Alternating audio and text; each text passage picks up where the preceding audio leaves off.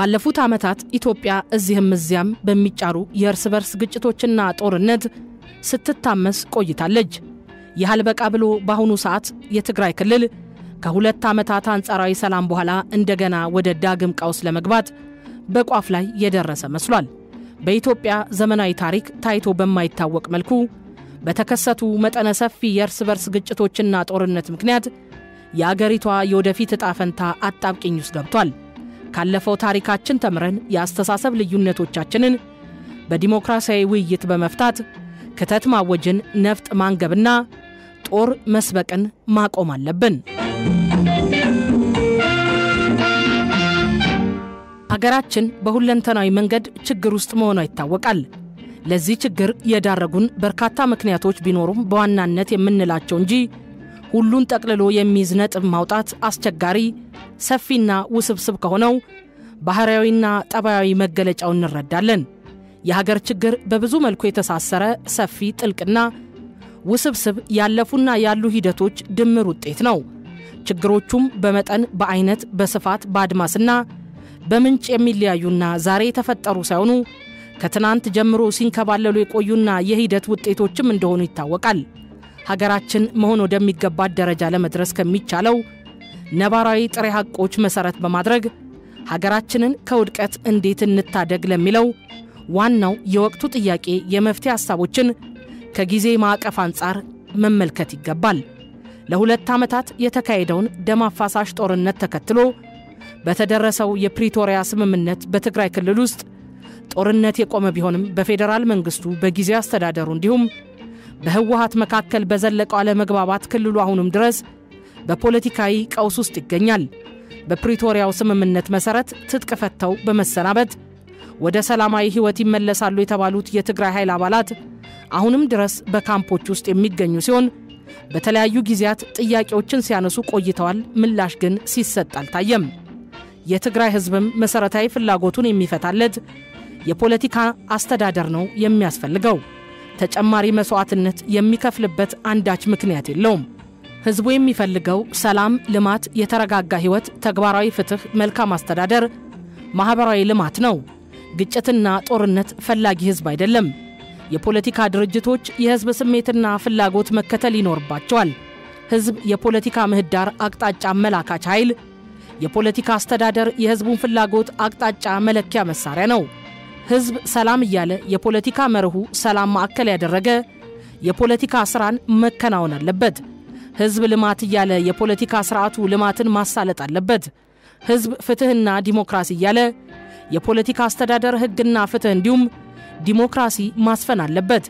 ሆኖም ግን በክልሉ ያለው የፖለቲካ ኃይል ከህዝብ ፍላጎት በተጻራሪ አቅጣጫ የፖለቲካ ተግባር ሲያከናውን ይስተዋላል። ይህ አይነቱ አሰራር የአምባገነን ስርዓት ባህሪ ነው። በኢትዮጵያ መንግስትና በህዝባዊ ወያኔ ሓርነት ትግራይ ወይም ህወሓት መካከል በመቶ ሺዎች የሞቱበት ጦርነት ላይ የተኩስ አቁም ከተደረገ ከሁለት ዓመታት በላይ ሲሆን ክልሉ አሁንም ከድህረ ጦርነት ቀውስ አላገገመም። የኢኮኖሚ ሆነ የፖለቲካ ስርዓቱ መሰረታዊ እልባት ያስፈልገዋል። ለፖለቲካ ፓርቲ ሳይሆን ለህዝብ የወገነ አስተዳደር ያስፈልጋል። የትግራይ ምሁራን ከፖለቲካ ውግንና ተላቆ ዲሞክራሲና ፍትህ የሰፈነበት ክልል እንዲሆን ታሪካዊ ኃላፊነት አለባቸው።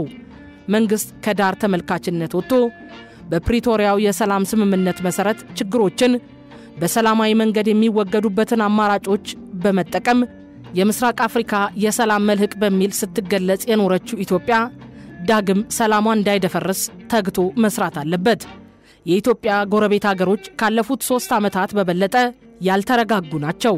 ይህም የተወሳሰቡና ያልተጠበቁ መዘዞችን ስጋት ላይ ይጥላል። በትግራይ ክልል ዳግም ችግሮች ቢከሰቱ አለመረጋጋት ሊፈጥር ይችላል። ይህም ከሰላም ስምምነቱ መፈረም በኋላ የኢኮኖሚ ማገገምና የመልሶ ግንባታ ሂደቱን ይጎዳል። በርካታ የታጠቁ ተዋናዮች በቅርበት ባሉበት የፖለቲካ አጥፊዎች የተሳሳተ ስሌትና ቅስቀሳ አደጋው ከፍተኛ ነው። በህወሓት ውስጥ ያለው የእርስ በርስ ፉክክር፣ የጎራ አሰላለፍ፣ የሌሎች የፖለቲካ ኃይሎች የከረረ አቋም በዚህ ወቅት መርገብ አለበት። የህዝቡ ጥያቄ ጦርነት ሳይሆን ሰላምና ፍትህ ነው። የህዝቡ ጥያቄ ልማትና ዲሞክራሲ ነው። ገለልተኛ ነን የሚሉ አካላትም ያለፈው የፖለቲካ ሴራና ጠባሳ ላይ መንጠልጠል ጠቃሚነት የለውም። የቂምና ሴራ ፖለቲካ ተወራራሽ ነው። ይህ ደግሞ የፖለቲካ ታማኝነት ይኖረው ይሆናል እንጂ የህዝብ ፍላጎትና ማህበራዊ ትስስር አያመጣም።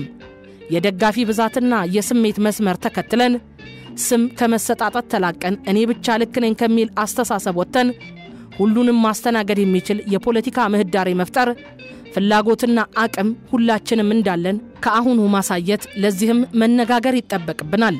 የፉክክር ቤት ሳይዘጋ ያድራል እንደሚባለው ሊያጠፉን የሚሹ ኃይሎች መግቢያ ቀዳዳ እንዳያገኙ ከተራ ብሽሽቅና ለህኝነት ተላቀን ቀኖናዊ ሆነውን ነባር የፖለቲካ ባህል ትተን ዕውቅና በመሰጣጣትና በመቀራረብ ቀዳዳዎቹ የሚደፈኑበትን መንገድ መምረጥ ወቅቱ የሚጠይቀን ወሳኝ ጉዳይ ነው ሲል አሃዱ አቋሙን ይገልጻል።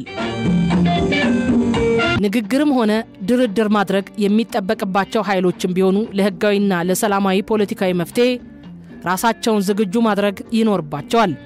በኃይል ብቻ ፍላጎትን ለማስፈጸም የሚደረግ ማናቸውም እንቅስቃሴ በኢትዮጵያ ምድር መዓትና መከራ ከማምጣት ውጭ የፈየደው የለም።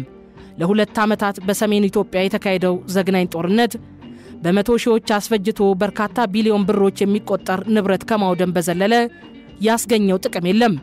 ከዚያ ሁሉ እልቂትና ውድመት በኋላ ህይወታቸው የተረፈ ዜጎች ለአካላዊና ለስነ ልቦናዊ ጉዳት፣ ለመፈናቀል፣ ለረሃብና ለሰቆቃን የተዳረጉት የዚያ አስከፊ ጦርነት ጠባሳ በሀገራችን ላይ ከፍተኛ ጉዳት አስከትሏል። በኢትዮጵያ በአሁኑ ጊዜ የብዙሃኑ ዜጎች ህይወት በጸጥታ ችግርና በኑሮ ውድነት ሳቢያ በእጅጉ ከብዷል። ከኑሮ ውድነቱ በተጨማሪ በተከታታይ ዓመታት የጸጥታ ሁኔታ እየከፋ በመሆኑ ዜጎች የአገራቸው ሰላም በአንጻራዊነትም ቢሆን ተመልሶ ከክፉ ችግር ለመላቀቅ ንግግሮችና ድርድሮች እንዲኖሩ አጥብቀው ይሻሉ። ምናልባት ከዚህ የከፋ ሁኔታ ተጠቃሚ ከሚሆኑ ጥቂቶች በቀር አብዛኞቹ ዜጎች የሰላም ያለህ እያሉ ድምጻቸውን ከፍ አድርገው እየጮሁ ነው።